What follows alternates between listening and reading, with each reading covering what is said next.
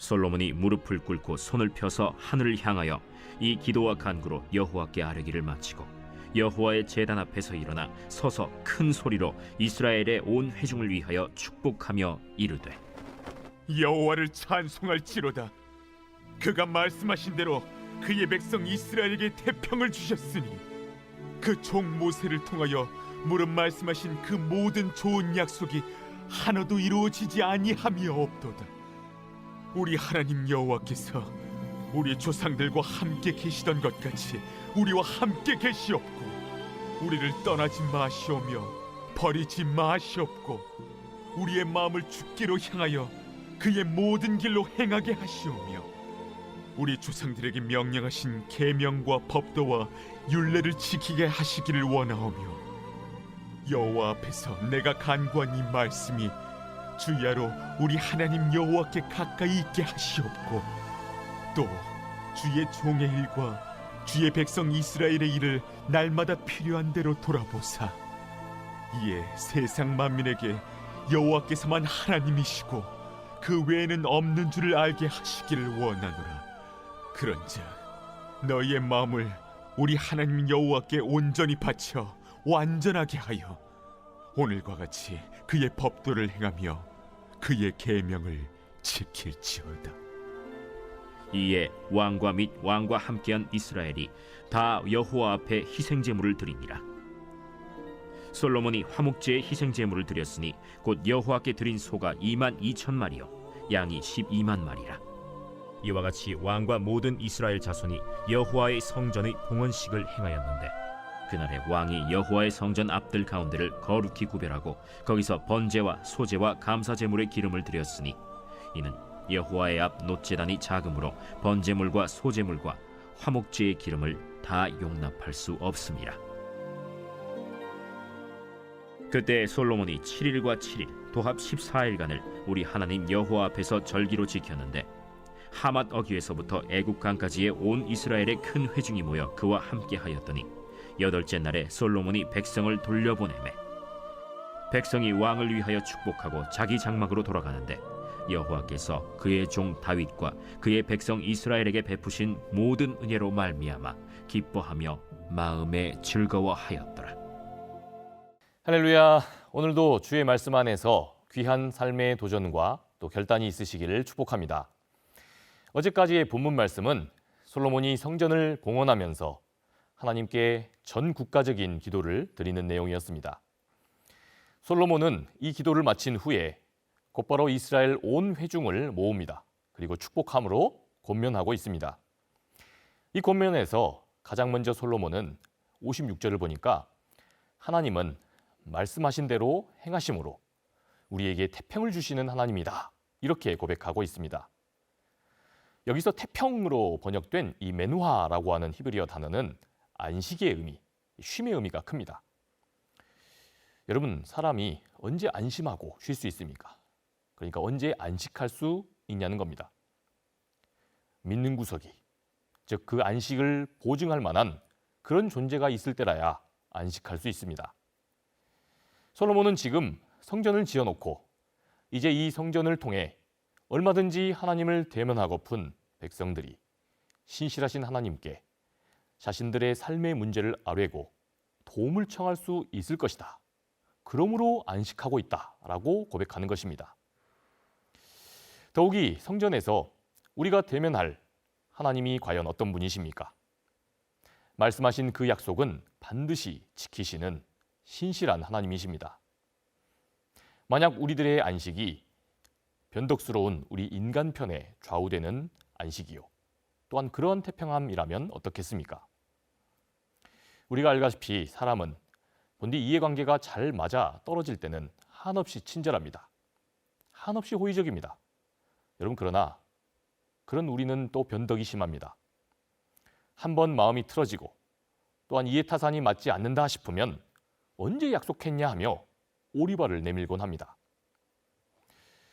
관계가 틀어지고 또 척을 지고 마는 때가 그래서 우리 가운데는 많이 있다는 것이죠. 그게 바로 우리 인간입니다. 여러분, 그런데 솔로몬은 우리가 성전에서 기도함으로 그렇게 보장받는 이 안식이란 약속에 신실하신 그 하나님께서 보증이 되심으로 그래서 우리가 안식할 수 있다라고 고백하고 있는 것입니다.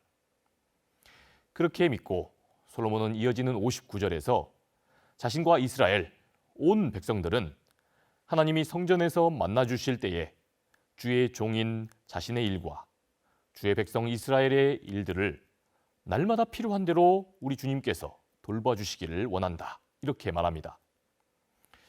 여러분, 여기서 일이라고 번역된 이 미슈파트, 이 단어는 공의 또 정의를 뜻하는 말입니다. 특별히 하나님을 믿는 그 믿음의 사람들로서 마땅히 갖게 될 책무로서의 그러한 공적인 의의를 뜻하는 겁니다. 솔로몬이 지혜롭게 헤아리는 대로 우리 그리스도인의 삶은 우리의 의지와 또 도덕성에 기대어 사는 그런 삶이 아닙니다. 나의 나 되는 것은 다 하나님의 은혜다라고 하는 이러한 찬양의 고백처럼 우리가 하나님의 자녀로서 세상에서 거룩한 존재로 살아갈 수 있는 것도 바로 이 하나님의 은혜가 없으면 가능한 일이 아닙니다. 성령께서 우리에게 수시로 마음의 감동을 주시고 그 선한 뜻을 이룰 수 있는 의지와 용기를 주시지 않으면 불가능하다는 겁니다. 여러분, 왜 우리가 날마다 하나님께 기도하고 또 날마다 말씀을 보고자 하는 것입니까? 우리가 하나님의 뜻과 하나님의 일, 하나님의 정의, 바로 이 미슈파트를 우리들의 힘과 의지로 이 땅에서 오롯이 이루고 실현시킬 수 있는 것이었다면 아마 인류는 진즉에 우리 인류의 스스로의 힘으로 이 땅에 이미 천국을 이뤘을 겁니다.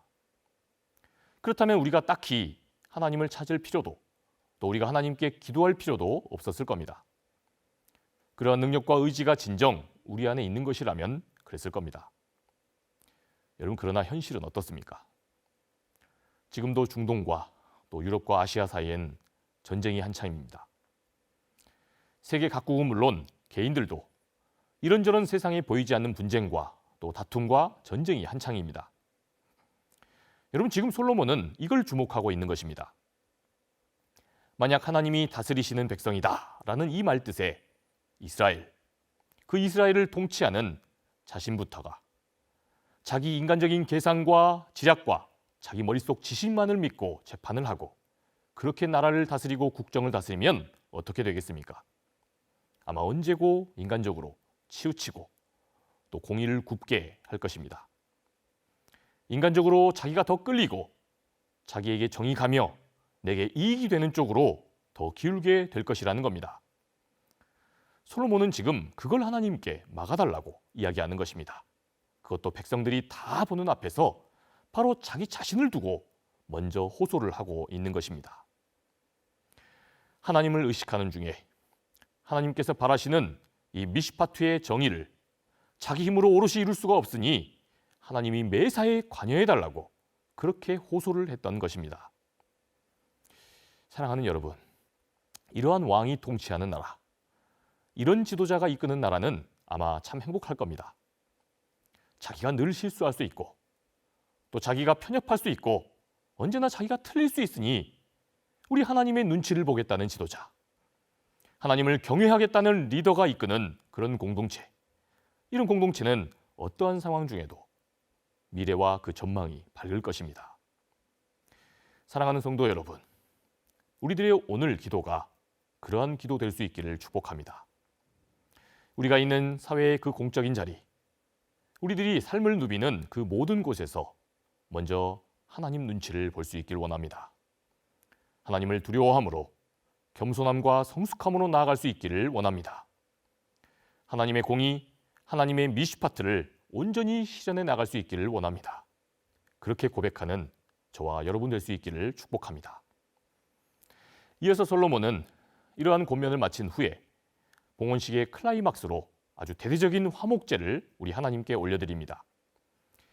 63절을 보니까 이때 드리는 이 화목제의 희생제물이 소가 무려 2만 2천 마리, 양은 심지어 12만 마리였다라고 말씀합니다. 말씀을 보면 이 봉헌식이 행해진 기간은 2주간의 초막절 축제였습니다. 더욱이 백성들이 이스라엘 북쪽 끝인 그 하맛에서부터 남북 끝인 애굽 강에 이르기까지 온 이스라엘이 모였다라고 했습니다. 그러니 약 2주간 수십, 수백만의 인파가 이 화목제물을 드려야 했다면 충분히 이런 규모의 희생이 필요했을 겁니다. 실제로 64절은 본래 제물을 놋 제단 앞에서 잡아야 합니다. 그런데 여기가 너무 협소해서 성전 앞들에서 심지어 제물을 잡았다. 그렇게 보도합니다. 여러분, 그런데 우리가 바로 이 대목에서 주목해봐야 할 사실이 있습니다. 바로 이때의 제사가 화목제사였다는 사실입니다.